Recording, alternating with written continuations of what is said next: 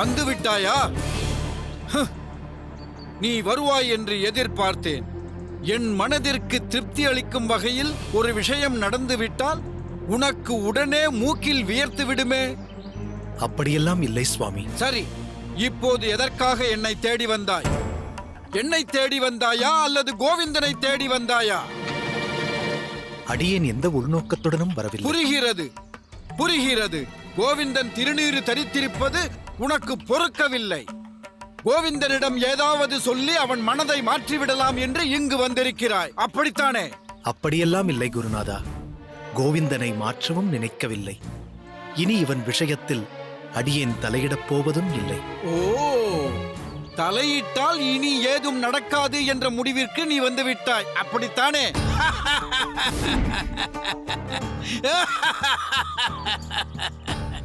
நீ புத்திசாலிதான். கோவிந்தன் விஷயத்தில் இனி நம்மால் ஆக வேண்டியது ஒன்றுமில்லை என்று புரிந்து கொண்டாய். சரி, அதை விடு. இப்போது எதற்காக இங்கு வந்தாய்? அதை சொல் முதலில். இன்று தாங்கள் எண்ணெய் ஸ்நானம் செய்ய வேண்டிய நாள். தங்களுக்கு அடியேன் எண்ணெய் தேய்த்து சேவை செய்வித்து பல நாட்கள் ஆகிவிட்டது. அதை இன்று செய்யலாம் என்றுதான் வந்தேன். ஐயோ, எண்ணெய் ஸ்நானமா? வேண்டவே வேண்டாம். அதுவும் நீ எனக்கு எண்ணெய் தேய்ப்பதா? தேகத்தில் உள்ள சூட்டை தணிப்பதற்காக எண்ணெய் தேய்ப்பது வழக்கம். ஆனால் நீ அதை தேய்த்தால் என் உடம்பில் சூடு அதிகமாகிவிடும். ஒரு முறை பட்டதே போதும்.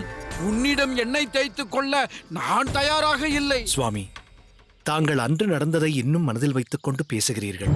அதை மறந்து விடுங்கள் சுவாமி. தங்களுக்கு அடியேன் எண்ணெய் தேய்க்கும் சேவையை தவிர்க்க வேண்டாம் சுவாமி. உன்னை மட்டும் நான் தவிர்க்கவில்லை, எண்ணெய் ஸ்நானம் செய்வதையே தவிர்த்து விட்டேன். இனி வாழ்க்கை முழுவதும் எண்ணெய் தேய்த்து ஸ்நானம் செய்வதில்லை என்று முடிவெடுத்து விட்டேன். போதுமா? அவசரப்பட்டு இப்படி ஒரு முடிவை எடுக்க வேண்டாம் குருநாதா. தங்களது வறட்டு இருமல் மீண்டும் தலைதூக்காமல் பார்த்துக் கொள்ள வேண்டுமே. இருமல் தொண்டையில் இருப்பது என்னவோ உண்மைதான். சூடான உன் கண்ணீர் துளிகள் என் தொடையை வறுத்தெடுத்து விட்டதே. அதற்கு இருமலே தேவலை.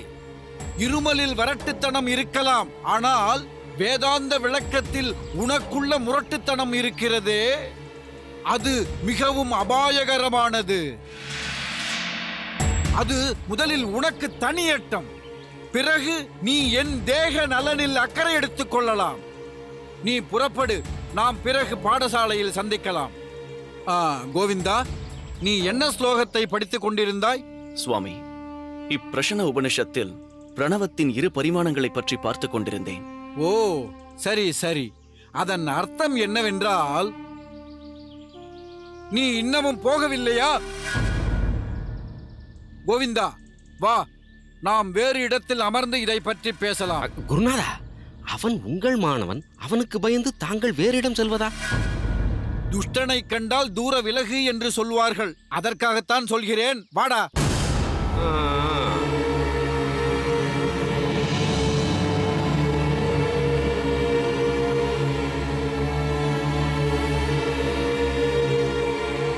ராமானுஜா,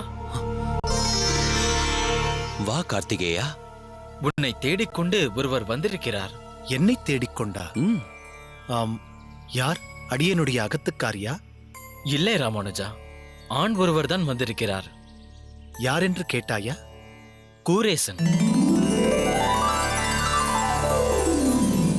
நாவிலே தோன்றிடும் நாமமே ஹரி, வாழ்விலே உயர்ந்திட காட்டிடும் வழி.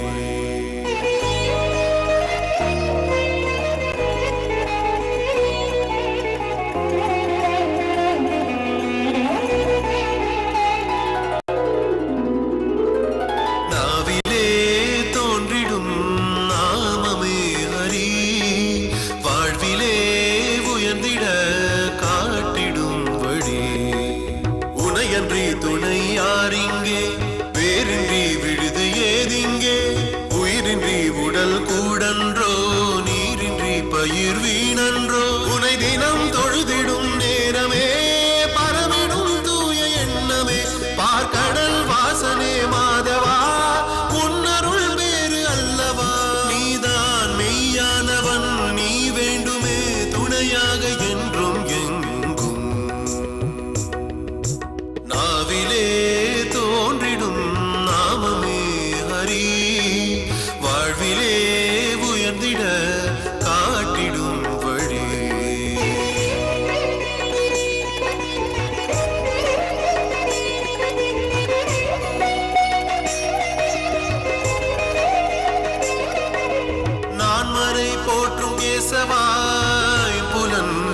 ராஜ்யம் என் திசையாளும் மாலவானவ கோள்களும் உன்கதி யுகம் பல கடந்த மாயவாதி நீ அந்தம் நீ நாதமாய் சேர்ந்த நாயகா உன்னடி சரணமே உன் கடல் பணிந்து நாளுமே நலமுடன் வாழ்ந்து என்றுமே வையகம் காக்கும் ஸ்ரீதரா உனை மரபா மரம் தருவாயே மனமானே தினம் காக்கும் தெய்வம் ஹரிநாமமே துணையாகுமே விதி மாற்றுமே வழிகாட்டுமே.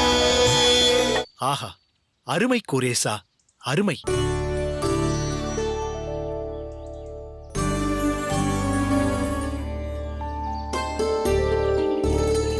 கூரேசா, உன்னை இந்த திருப்புட்குழியில் பார்ப்பது ஆனந்தமாகவும் ஆச்சரியமாகவும் இருக்கிறது. அடியேனை தேடியா திருப்புட்குழி வந்தாய்? ஆம் சுவாமி. எதற்காக வந்தாய் என்று கேட்பதற்கு முன் நீ பாடியதைக் கேட்டவுடன் அடியேனுக்கு சில நினைவுகள் மலர்கின்றன. நீ உடல் நலமில்லாமல் படுத்திருந்த பொழுது சுற்றியிருந்தவர்கள் மனமுடைந்திருந்தனர். அவர்களுக்கு ஆறுதல் சொன்னேன்.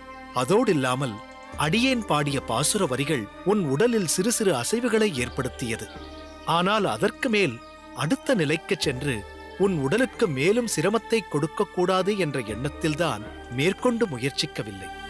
ஆனால் எது எது யார் மூலம் நடக்க வேண்டுமோ அது அது அவர்கள் மூலம் நடக்க வேண்டும் என்ற நியதியில் திருக்கச்சி நம்பி சுவாமிகள் உனக்கு பிரசாதம் அளித்து பாசுரம் பாட நீ குணமடைந்து விட்டாய். மீண்டும் உன்னை பழைய கூரேசனாக உற்சாகமுள்ளவனாக பார்க்க மிகவும் சந்தோஷமாக இருக்கிறது. உடல் அளவில் அடியேன் உலாவிக் கொண்டிருக்கிறேனே தவிர மனதளவில் இந்த உடல் செயலற்றிருப்பதாகத்தான் உணர்கிறேன். அதுதான் அடியேனுடைய இன்றைய நிலை. என்ன கூரேசா, என்ன சொல்கிறாய்? இதுநாள் வரை நீ இதுபோல் பேசி அடியேன் கேட்டதே இல்லை. உடல் நலம் இல்லாமல் இருந்ததால் உன் மனம் உன்னை இப்படியெல்லாம் பேச வைக்கிறதோ? ஒரு விதத்தில் அது உண்மைதான் சுவாமி. உடல் நலம் இல்லாமல் அடியேன் படுத்திருந்த காலம் அடியேனின் வாழ்நாளில் மிகப்பெரிய பாடமாக இருந்தது. இந்த பிறவியின் பொருள் என்ன, அதற்கு என்ன பயன், என்ன பிடிப்பு என்றெல்லாம் எண்ணி பார்த்தால் எதுவுமே இல்லை என்பது விளங்கியது. என்ன கூரேசா, இப்படியெல்லாம் பேசுகிறாய்? யாதவ பிரகாச சுவாமிகள் போன்றவருக்கு வேண்டுமானால் நீ சொல்வது போல் இந்த வாழ்க்கை பொய்யாக இருக்கலாம், இந்த உலகம் பொய்யாக இருக்கலாம். ஆனால் வைஷ்ணவர்களுக்கு அப்படி இல்லை. அவர்களுக்கு கிடைத்திருக்கும் ஒவ்வொரு க்ஷணமும் பகவத் சேவையில் ஈடுபட்டு மற்றவர்களையும் ஈடுபட வைத்து ஒரு பரோபகாரியாக வாழ்ந்து பகவானின் திருப்பாத கமலத்தை சென்று சேர்வதுதானே ஒரு வைஷ்ணவருக்கு தலையாய கடமை. இதை செவ்வனே பயன்படுத்த வேண்டும் என்றுதானே ஒவ்வொரு ஆச்சாரியரும் ஆழ்வாரும் இந்த புண்ணிய பூமியில் அவதரித்து ஒவ்வொருவரையும் கரை சேர்த்துக் கொண்டிருக்கிறார்கள். அதைத்தான் நாமும் செய்ய வேண்டும், செயல்படுத்த வேண்டும். சுவாமி, நீங்கள் சொல்வது ஆச்சாரியர்களுக்கும் ஆழ்வார்களுக்கும் மகானுபாவர்களுக்கும் வேண்டுமானால் பொருத்தமாக இருக்கலாம். ஆனால் அடியேன் அப்படியல்ல. அடியேன் சாமானியமானவன். அடியேன் கரை சேர்வதை கடினமாகி விடுமோ என்று தோன்றுகிறது. நன்றாக யோசித்து பாருங்கள். செயலற்ற அடியேன் படுத்திருந்த பொழுது அடியேனின் மனதில் பல விஷயங்களை உணர முடிந்தது. முதலாவதாக, பரிபூரணமாக பகவானை அடியேனால் நினைக்க முடியவில்லை. அடியேனை சுற்றி ஒரு குழப்பம் நிலவிக் கொண்டே இருந்தது. ஏன் இந்த உடல் இப்படி நிலையற்ற கிடக்கிறதே, தேங்கி இருக்கிறதே என்ற சிந்தனை மட்டும்தான் அடியேனை சுற்றி சுற்றி வந்தது. அத்தருணம் ஒருவேளை இந்த உடலிலிருந்து ஆத்மா பிரிந்திருந்தால் பகவானை பற்றி நினைக்காமல் அவர் வாசஸ்தலத்தை அடியேனால் எப்படி அடைந்திருக்க முடியும்? மீண்டும் வேறு ஒரு சரீரத்தில் அல்லவா சிக்கியிருப்பேன். அதனால் இந்த உடல் நம் வசம் இருக்கும் பொழுதே பகவானையே நினைத்திருந்து அந்த பரந்தாமனை அடைய வேண்டும். பகவானை தவிர வேறு எதையும் நினைக்கக்கூடாது, எதிலும் பங்கெடுத்துக் கொள்ளக்கூடாது. கோரேசா, இப்பொழுதும் நீ பகவானைத்தான் நினைத்துக் கொண்டிருக்கிறாய். அவருக்கு சேவை செய்து கொண்டிருக்கிறாய். அதில்தான் நாட்டம் செலுத்திக் கொண்டிருக்கிறாய். நீ வாழும் வாழ்க்கையில் எந்த தவறும் இல்லை கோரேசா. இல்லை சுவாமி, அடியேனுக்கு குடும்பம் இருக்கிறது, சொந்த பந்தங்கள் இருக்கின்றனர், அகம் இருக்கிறது, பண்ணைகள் இருக்கிறது, பணியாட்கள் இருக்கின்றனர், செல்வமும் செழிப்பும் இருக்கிறது. இப்படி எத்தனையோ அதனால் ஏற்படும் பல பிரச்சனைகள் எல்லாவற்றையும் தீர்க்க வேண்டிய சூழ்நிலையில் அடியேன் இருக்கிறேன். எல்லாருடனும் அடியேன் சம்பந்தப்பட்டிருப்பதால் அவர்களுக்கு வரும் பிரச்சனை அடியேனையும் பாதிக்கிறது. இதனால் வாழ்க்கையின் பெரும் பகுதியை அதற்காகவே செலவிடும் கட்டாயம் ஏற்படுகிறது. பிறகு பெருமாளுக்கு சேவை புரிய எஞ்சி இருப்பதோ சிறிது நேரம் மட்டுமே. கிடைக்கும் இந்த க்ஷண நேரத்தில் அடியேன் எப்படி முழுமையாக அவரை நினைத்து ஆத்மார்த்தமாக அவரை சரணடைந்து அவரிடம் சேர முடியும்? இதை தாண்டி வேறு ஒருவரையும் எப்படி அடியேன் கைகோர்த்து கரை சேர்க்க முடியும்? போதும் சுவாமி, இதற்கு மேலும் இந்த உலக விஷயங்களில் அடியேனை ஈடுபடுத்திக் கொள்ள விரும்பவில்லை. இனி பகவத் சிந்தனை மட்டுமே அடியேனின் மனதில் வியாபித்திருக்க வேண்டும். அதனால் எல்லாவற்றையும் துறந்துவிட்டு வந்துவிட்டேன். பகவானை தவிர அடியனுக்கு இனி எந்த நினைப்பும் இருக்கப் போவதில்லை. அவருடைய சேவையை தவிர அடியேன் வேறு எதிலும் பங்கு பெறப் போவதில்லை. நீங்கள்தான் அடியேனுக்கு எல்லாம். இப்பொழுது அடியேன் என்ன செய்ய வேண்டும்? ஒரு வழியை சொல்லுங்கள் சுவாமி. அடியேனிடம் வழி கேட்டால் ஒன்றே ஒன்றைத்தான் சொல்வேன். என்ன சுவாமி அது? மீண்டும் கூரத்திற்கே செல். இதுநாள் வரை நீ என்ன செய்து கொண்டிருந்தாயோ அதையே தொடர்ந்து செய். சுவாமி, அடியேன் எல்லாவற்றையும் விட்டுவிட்டு வந்துவிட்டேன். இனி அங்கு போக முடியாதா? எல்லாவற்றையும் விட்டுவிட்டேன் என்றால் ஆண்டாள்? அவளையும் தான் விட்டுவிட்டு வந்துவிட்டேன். தனியாகத்தான் வந்தோம், தனியாகத்தான் போகப் போகிறோம். இடையே எதற்காக இந்த உறவு முறைகள் எல்லாம்? எல்லாவற்றையும் உதறிவிட்டேன். நான் எங்கு செல்ல வேண்டும், என்ன சேவை செய்ய வேண்டும் என்ற பாதையை மட்டும் அடியேனுக்கு தாங்கள் சொல்லுங்கள். எந்த இலக்கும் எந்த வழியும் தெரியாமல் நீ குழம்பிக் கொண்டிருக்கும் இந்த நிலையில் அடியேன் உனக்கு என்ன வழி சொல்ல முடியும்? இல்லை சுவாமி, அடியேன் தெளிவாகத்தான் இருக்கிறேன். வைகுண்டத்தை சென்றடைய, அந்த பரமனுக்கு சேவை செய்ய ஒரு வழி சொல்லுங்கள். கூரேசா, நீ வைகுண்டத்திற்கு சென்றாலும் அங்கும் பெருமாள் தாயாருடன் குடும்ப சமேதராகத்தான் இருப்பார். நீ நினைப்பது போல் ஏகாந்தியாக முற்றும் துறந்தவராக அவர் இருக்க மாட்டார். அவரைச் சுற்றியும் பல சேவகர்கள் இருப்பார்கள். அவருக்கென்று ஒரு ராஜ்யம் உள்ளது, சொந்த பந்தங்கள் உள்ளன. அவற்றை பெருமாள் பரிபாலித்துக் கொண்டுதான் இருக்கிறார். அவர் இருக்கும் வாசஸ்தலத்தின் ஒரு அனுபவத்தை நாமும் இப்பூ உலகில் உணர வேண்டும் என்பதற்காகத்தான் குடும்பம், உற்றார், உறவினர் என்று எல்லா பந்தங்களையும் அவர் நமக்கு ஏற்படுத்தியுள்ளார். பகவானை வழிபடுவதே நம் குடும்பத்தின் பிரதான காரியமாக இருக்கும்போது, அவருக்கு சேவை செய்வதையே நம் வாழ்க்கையின் குறிக்கோளாக பாவிக்கும் போது, நம் குடும்பமே வாசுதேவ குடும்பமாக மாறும்.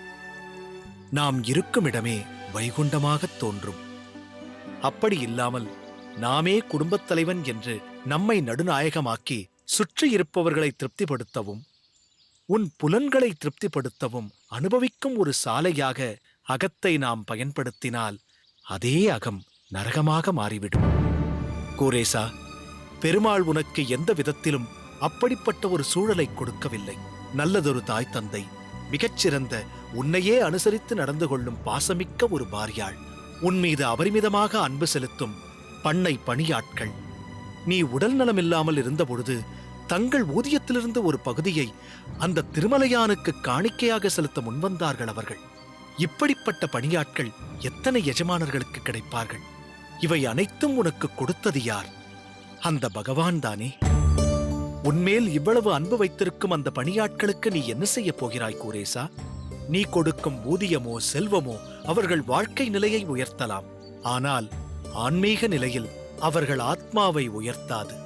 நீ பெற்றிருக்கும் ஞானத்தை அவர்களுடனும் அவர்கள் குடும்பத்தாருடனும் பகிர்ந்து மீண்டும் இந்த ஜனன மரணத்தில் அவர்களை சிக்க வைக்காமல் அவர்களும் வைகுண்டத்திற்கு செல்வார்களானால் அதுதான் நீ பெருமாளுக்குச் செய்யும் மிகப்பெரிய சேவை, உன் பணியாளர்களுக்காக நீ செய்யும் உன்னதமான கடமை. இதைத்தான் பெருமாளும் நம் அனைவரிடமிருந்து எதிர்பார்க்கிறார். இதற்காகத்தானே பல ஆச்சாரிய சீலர்களை, பாகவதோத்தமர்களை, ஆழ்வார்களை வைகுண்ட லோகத்திலிருந்து பூ உலகிற்கு அனுப்பி வைக்கிறார் பகவான். அதை விட்டுவிட்டு நீ மட்டுமே ஓய்வடைய வேண்டும் என்று நினைப்பது சுயநலத்தின் எடுத்துக்காட்டாகும். உதாரணத்திற்கு அம்பரீஷர் மகாராஜாவின் சரித்திரத்தை எடுத்துக்கொள். அவர் ஒரு மிகப்பெரிய சக்கரவர்த்தியாக இருந்தும் தன் செல்வத்தின் ஒரு துளியை கூட தன் சுயநலத்திற்காக அவர் பயன்படுத்தவில்லை. தன் கால்களை பகவான் வசிக்கும் புண்ணிய கஷேத்திரத்திற்கு நடந்து செல்வதற்கே அவர் பயன்படுத்தினார். தன் கண்களை பகவானின் திருமேனியை, விக்கிரக ரூபத்தை தரிசிக்கவே ஈடுபடுத்தினார். தன் கைகளைக் கொண்டு பகவானின் கோயிலை சுத்தப்படுத்தினார். தன் நாவை பகவானின் பிரசாதத்தை உண்பதிலும் அவர் பெருமையை பேசுவதிலுமே பயன்படுத்தினார். இருப்பினும் அவர் ஒரு அரசனாகவே வாழ்ந்தார்.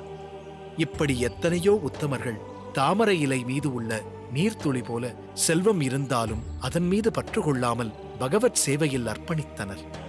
உன்னிடம் செல்வமும் கொட்டிக் கிடக்கிறது, பக்தியும் இருக்கிறது. சிறிது காலம் உடல் நலமில்லாமல் போனதால் உன் மனம் அலைபாய்கிறது, தவிக்கிறது. ஒரு விதத்தில் பார்த்தால் இதுவும் பரந்தாமனின் லீலை என்றுதான் சொல்ல வேண்டும். உன் எண்ணத்தில் எந்த தவறும் இல்லை. எல்லாவற்றையும் துறந்து பெருமாளை அடைய வேண்டும் என்பதுதான் எல்லோருடைய நோக்கமாகவும் இருக்க வேண்டும். ஆனால் அதற்கான தருணம் இதுவல்ல. அதற்குண்டான அவசியமும் இப்போதில்லை. அதற்கான காலம் நிச்சயம் ஒரு நாள் வரும். அந்த நேரம் வரும் வரை பொறுத்திரு கூரேசா. ஆனால் ஒன்று மட்டும் நிச்சயமாக கூறுகிறேன். அடியேன் வைகுண்டத்தை அடைகிறேனோ இல்லையோ, உனக்கு வைகுண்ட பிராப்தி நிச்சயம் கிடைக்கும்.